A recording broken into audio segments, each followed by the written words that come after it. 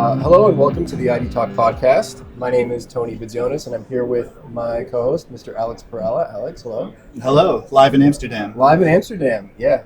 We are recording live in Amsterdam on day 2 of Identity Week Europe 2025. It has been a lot of fun, but we're really looking forward to our conversation right now with Hubert Behaghel, Chief Product and Technology Officer, and Markiyan Matsekh, Director of Product and Expansion from Veriff. Gentlemen, thank you for coming to the ID Tech studio. Thank you for having us. AKA booth. It's a booth.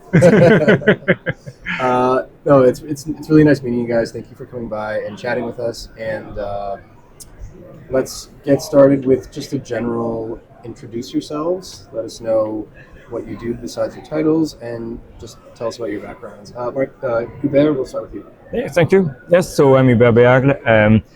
So I've been with Veriff for 2 years and a half.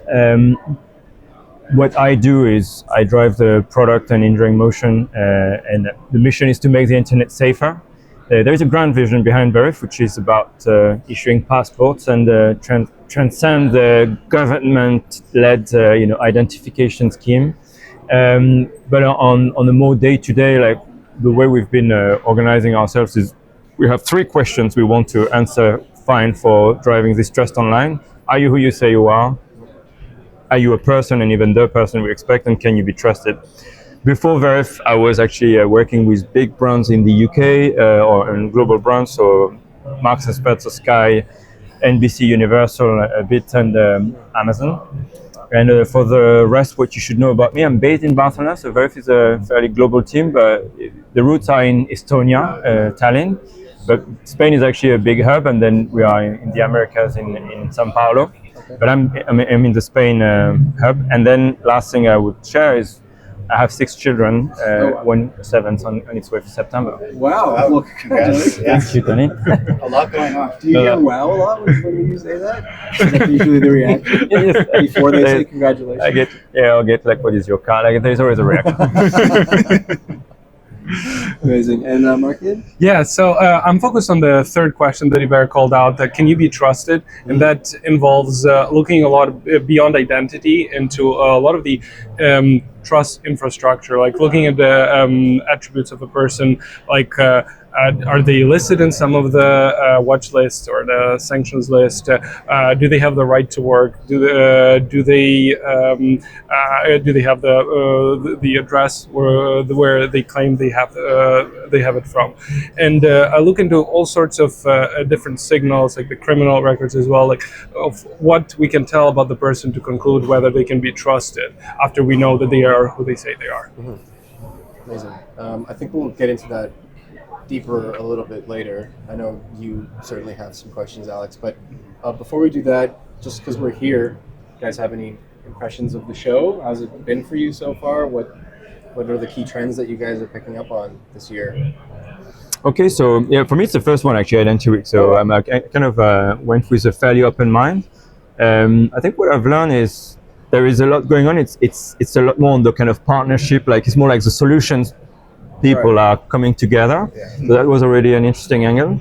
Interestingly, that there are definitely very solid trends, and I would say probably look at the same challenges, probably also a lot of similar solutions. But then if you dig a bit, like you realize that actually positionings and approaches are actually always a bit different. But it's very interesting because the concept of identity is kind of a bit of a moving target, if I can say.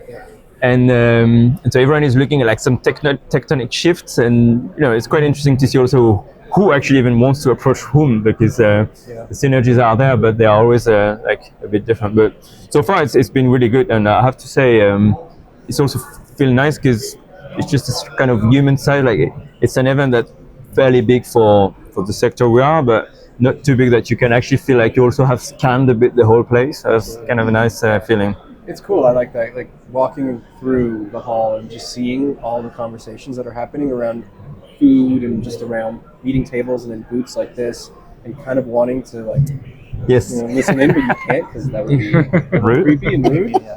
But yeah, you're right. Like just seeing the human scale of it and just seeing who's talking to who is what makes these events so special. That's true. To me, like there's clear two themes of the event. Like if you look through the booths or through the speeches, it's like I would say, I don't know, maybe over exaggeration, 50% are about the digital identities, digital wallets. Like it's a clearly rising. The EIDAS deadline is coming up soon, and like it's a top of mind for everybody. And the other big thing is the deep fakes. It's like it's that or that. That makes like two key things of the topics of the event. Yeah, that's kind of what we were tracking coming into it. And especially with Europe, it seems like there is a fixation now on digital ID. There's a lot of progress being made.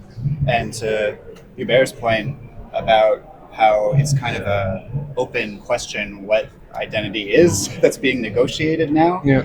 I don't know if you would have seen, based in Europe, but we're from Canada. We get a lot of news from the US. And in Utah, there was recently legislative change where the state, in a new bill, they said that they don't issue identity, they endorse identity. It seems like a very subtle shift, but you can kind of see where that's going. Yes.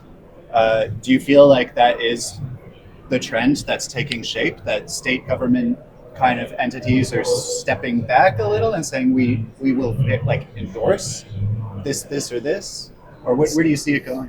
Yeah, no, it's a very good question. So the truth is, I keep an open mind, but what we see definitely is that there are lots of different digital ID schemes that are popping around. Yeah. In Europe, they are meant with EIDAS 2.0 to be harmonized and interoperable.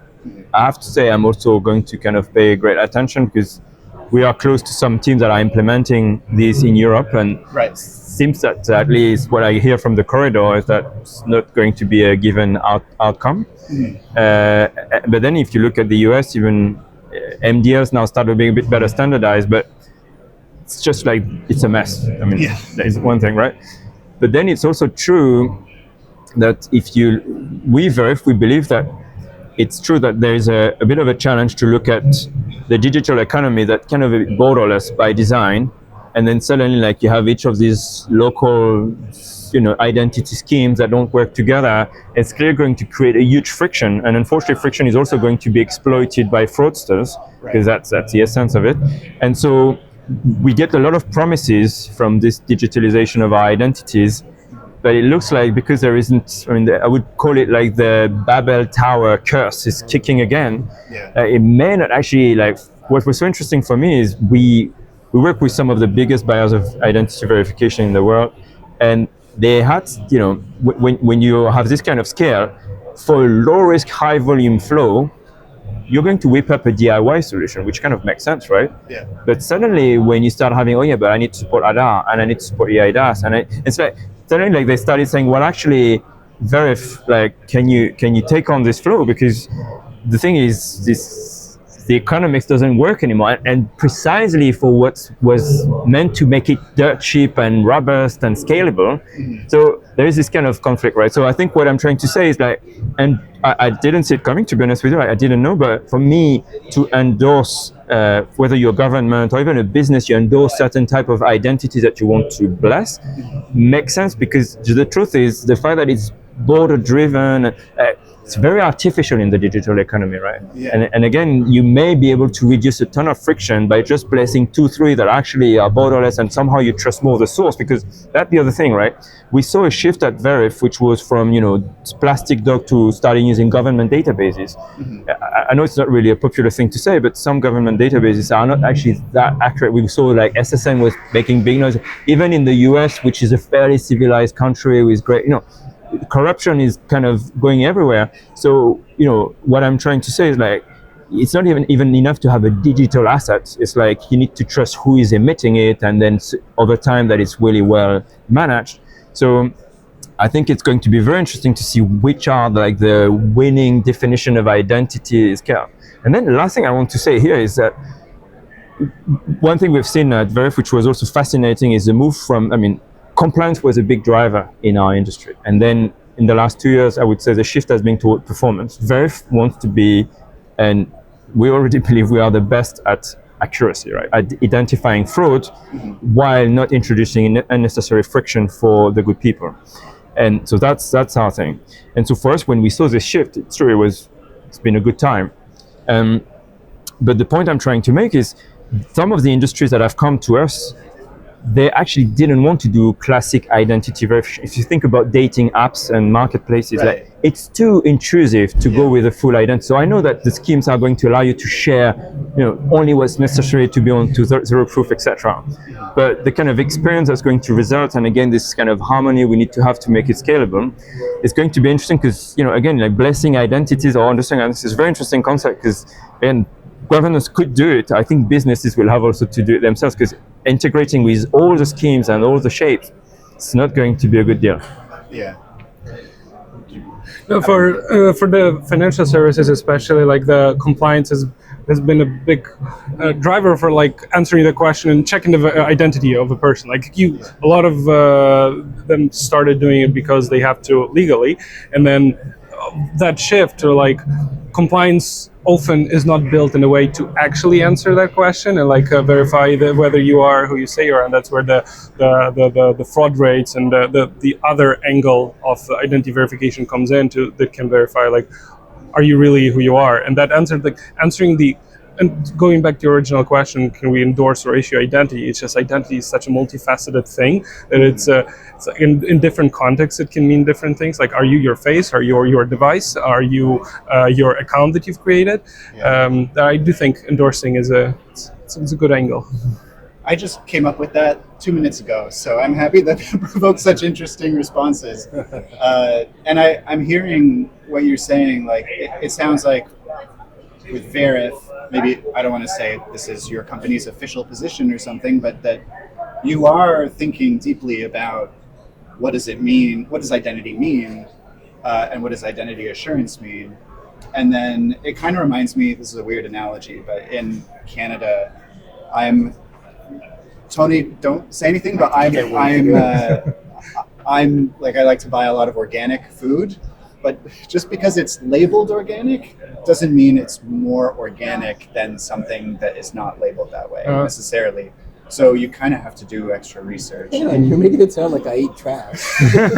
Yes, and this is the problem of authenticity, right? Yeah. You need to authenticate your organic label. Yeah, and the criteria that regulators come up with isn't always the best criteria.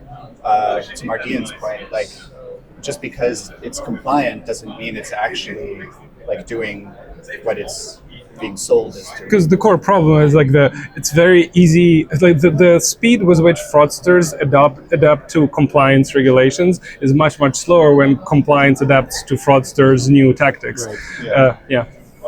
Yeah, and Markiyan, you mentioned earlier one of the key trends that you saw here is the deepfake threat. Right. So I write about this all the time. We have an AI newsletter that I write for our platform, so I'm very interested in this.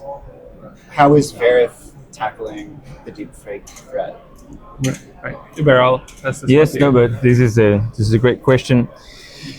Of course, the first thing is you need to have good computer vision, and you need to have data and algorithms too. So that's one thing. But the truth is, it's very important. But actually, what deepfake is trying to do is to trump that layer, in your defense, and so it's going to be a cat and mouse. And but then the next thing you need to realize is fraud, and I would say trust in general. Like, it's always multi-layer. And so the same way we have 5 senses, like, our platform is comprised of several layers, and so we do device intelligence, network intelligence, and more actually there is this appetite on various platforms to build a full context of the user, of the job to be done.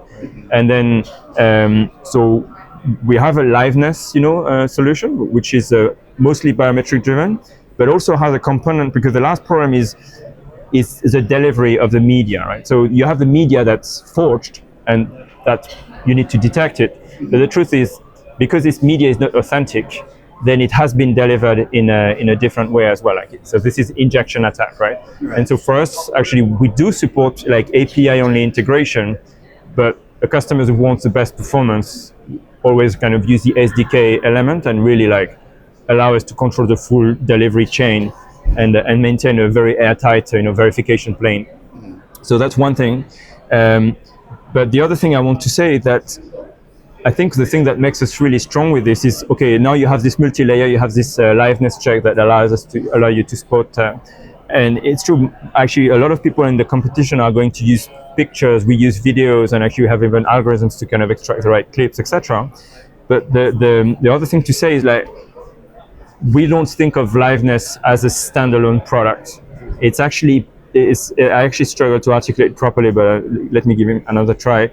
First, the identity verification technology we have, the liveness technology we have, and the authentication technology we have is actually one continuum of technology. And what it gives us, if you want, is that if you just want to do liveness, well, we can do it.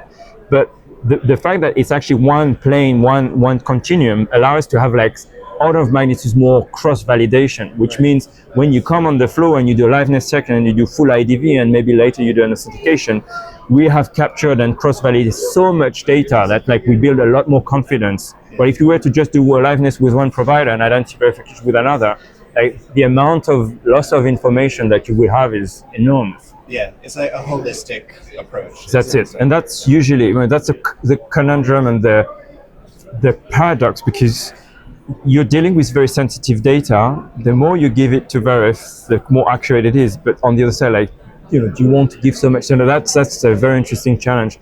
But in the future, deepfakes are going to get better, and we can fight also on multimodality, fingerprint, iris, voice. So, but the truth is, there is going to be this cat and mouse game. So at some point, there is this interesting thing where I think the future is going to be, for a lot of us, whether we are individuals and or businesses, you need to select a trust provider. To that provider, you're going to have a very deep relations. They're going to understand your biometric more than you do. Yeah. But that's because you have shared it with them that you'll never have to share it. No one will know your birth date. They just know you're above 18 when they need to know that. And that's the kind of transition, I think, and that goes much beyond identity, but I think it's even potentially the bigger and more interesting problem that we should fight. Because again, there are industries where a strong definition of identity is actually not necessary or desirable. And so Markiyan, your Hubert description of that holistic approach, do you get the sense that you have to work really hard to get people to understand that, like businesses and governments, or do they recognize the importance? Good question.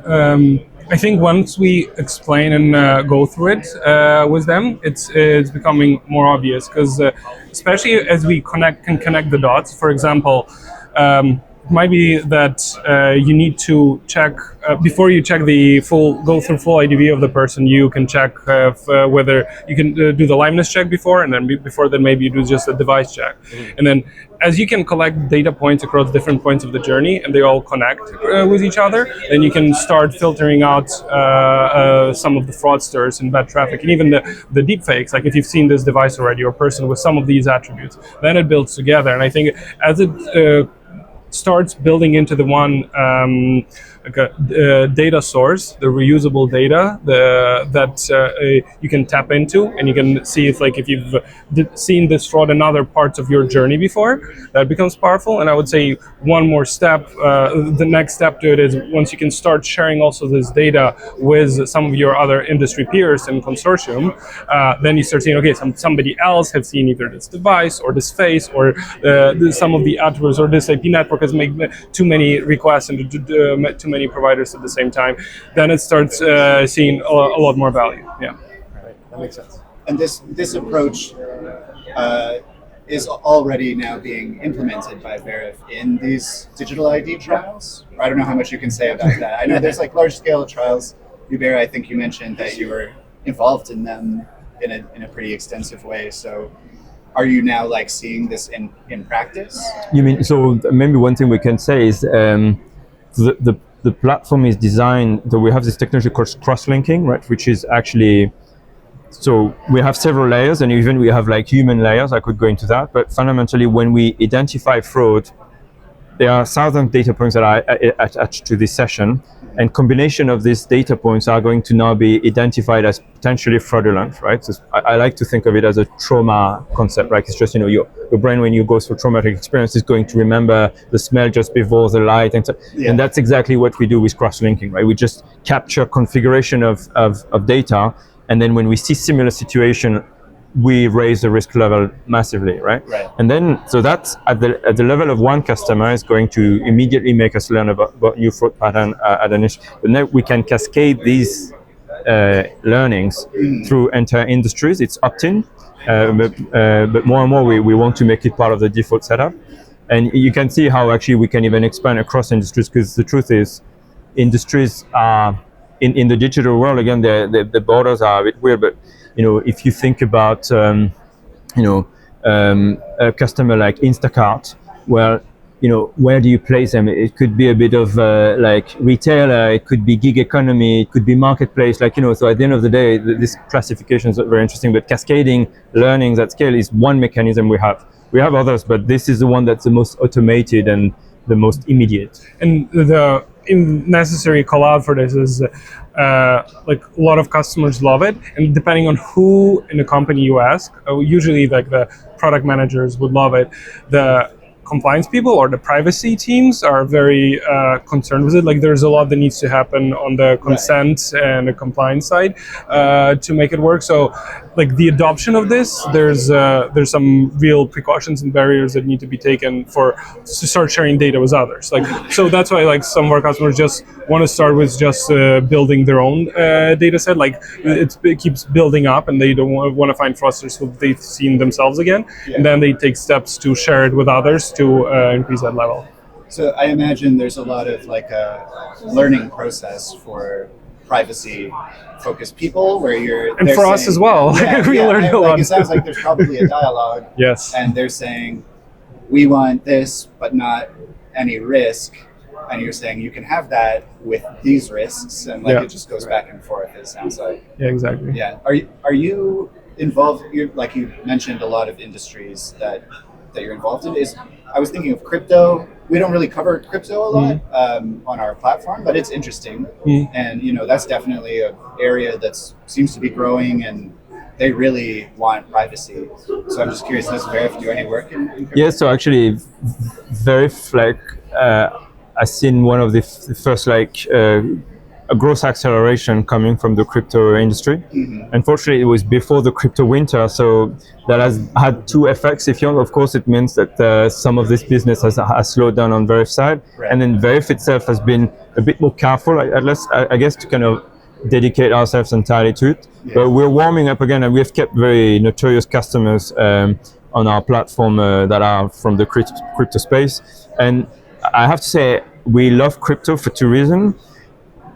Not just because of the past success, but also because they're actually not that regulated. Like, they just have a real problem to solve, and they need utmost accuracy. And we love that we have been identified as. But the other aspect is it's also that they kind of are like very techy, like us, and so there is always like new frontier problem that customers are going to engage us with. And it's true that right now we have been seeing like this market warming up, and us warming up again to kind of collaborating with them, and some of this collaboration now is kind of getting much bigger, and we'll see where it goes. And it's also, I think crypto has an interesting angle in terms of innovation, because if I'm honest, if I look into most of the segments we've been talking so far, like the concept of Web3 is just actually not on the agenda at all. And the concept of real distribution of this kind of sensitive information is not there. While Web3 is like second nature to crypto, and could allow us also to kind of champion new type of solution that are probably a bit too progressive in some ways, but also potentially like more future-proof. So that's an exciting part for us. Yeah, that's cool. I imagine then that it's different motivations between the different customers as well. Like, it sounds like in crypto, they just want a solution, like a security solution, and probably, let's say in governments, a lot of the motivation is, well, we have a regulatory compliance need. Is that fair to say? Yeah, no, it's true.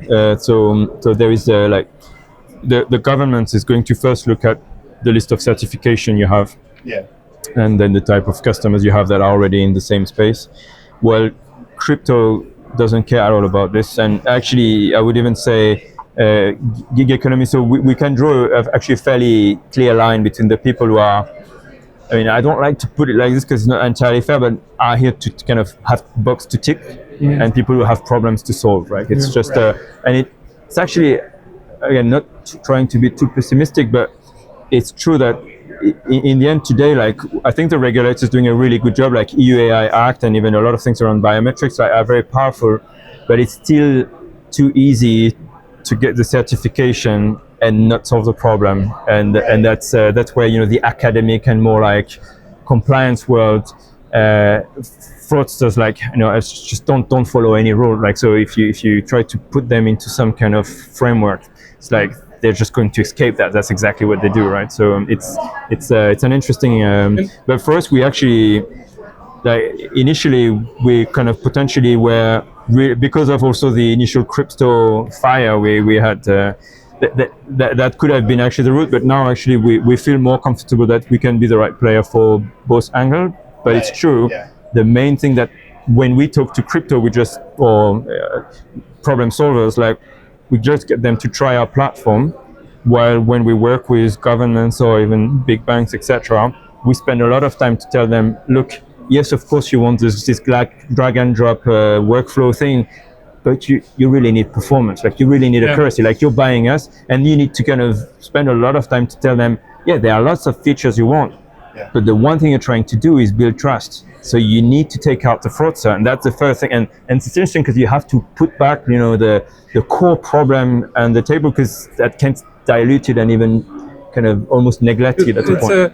It's actually like if there might be like internal kind of conflict within the organizations in terms of how to measure success of the identity verification like Veriff, and if the primary measure is compliance, it might even look like we are performing bad because we are finding fraud that like goes beyond compliance needs. Like we say someone is fraudulent, and the compliance officer might say, but they meet my needs. Like I'm good with them, and then so it depends on like what the company optimizes for. And we've mostly had success with the companies who optimize to minimize fraud. Like that's where usually we've had the most success. And like a lot of them has been financial services, the fintechs, the remittance companies, because there's fraud. There's like where there's money, there's a lot of fraud. Course. Yeah.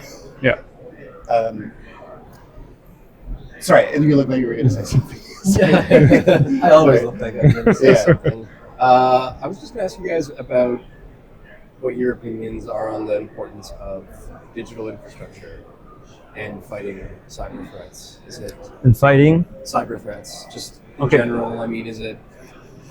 Yeah, so actually it's very interesting that you use this word of infrastructure, because actually, you know, this kind of technological continuum I was mentioning before, we actually think that that's actually the right mindset, is that it's about an infrastructure of trust, right? It's not discrete capabilities and you plug them very specifically in different part of the journey.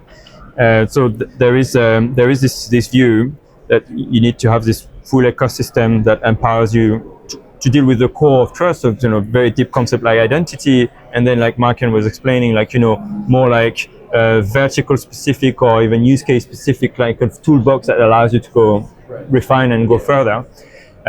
Now, I think when you say your question, if I understand it correctly, like there is also this idea of being able to. So one of the interesting frontier in our industry is kind of this concept of reusable identity, right? Which kind of go into digital IDs, but not necessarily, because the idea is to say, look, again, as we said, different industries have different definition of identity.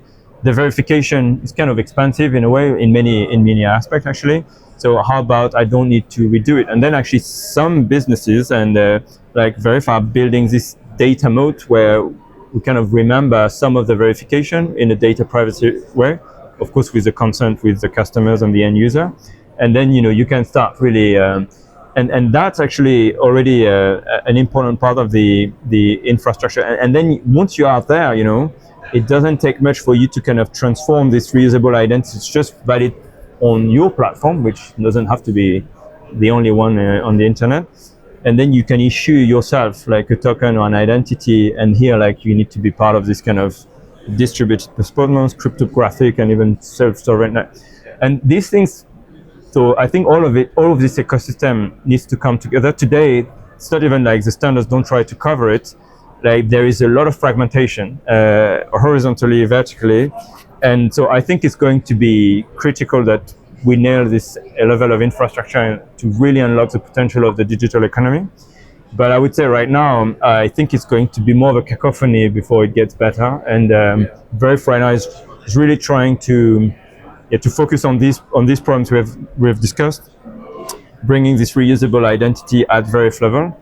And actually, what we hope to be able to do is, if we can build what we call the customer trust profile, which is the enriched UID, and then we can of course protect that with zero knowledge protocols. Then we could actually issue a passport for you, and then it wouldn't be a passport that's backed by a government; would be backed by your data and your good behavior online, and it's a bit like amplification of what you see in some countries like the UK with a credit score, right? Where we don't want to be creepy because we don't think actually a global score is useful. Like it's always context sensitive. Like some people should score completely different for opening a bank account, for voting, or for being a nanny. But there's this idea of, and this is again where I was going into, where you need to select your trust provider and be okay to share more than you'd like with this one, because it allow you not to share anything else with anyone else, right? Yeah.